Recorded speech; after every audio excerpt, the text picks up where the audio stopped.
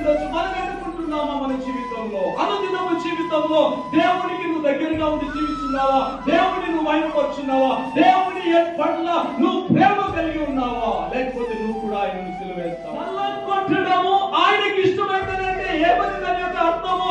ఆయన తన కుమారుని ద్వారా ఈ ప్రపంచానికి నిత్య చూపించుటకు, పాపికి రక్షణ కలుగుటకు ఆయన ఇష్టపడ్డాడు. కుమారుని నలగొట్టడం కానీ దాని వెనుకున్న ఉద్దేశం ఏంటంటే లోకాన్ని రక్షించుటకు ఆయనకి ఇష్టం. ఏడ్చలేదు, వదకలేదు. ఆయన మాత్రము ఏ విధంగా తన యొక్క మనస్సు ప్రశాంతతగా ఉంది కానీ ఏ మాత్రం ఏడ్చడం లేదు.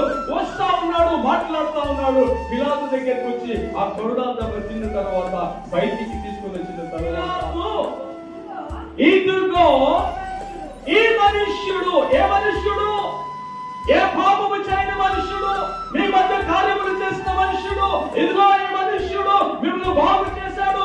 5 రొట్టెలు 2 చేపలు 5 మందిని ఆయన బాగు చేసి అందరినీ తృప్తిపరిచాడు. 10 మందిని రోగులను, కుష్ఠరోగులను బాగు చేసిన వాడు, చనిపోయిన లాజరును లేపిన వాడు. ఇదిగో ఈ కుమారుడిని. ఆయన ఉద్దేశం అంటే ఈ కుమారుడు ఈ శిక్షకు పాత్రుడు కాదు. ఇంతవరకు ప్రధాన యాజకులు ఏమాత్రం చెప్పలేదు. అక్కడ ఉన్న యూదులు మాత్రం అరుస్తా ఉన్నారు.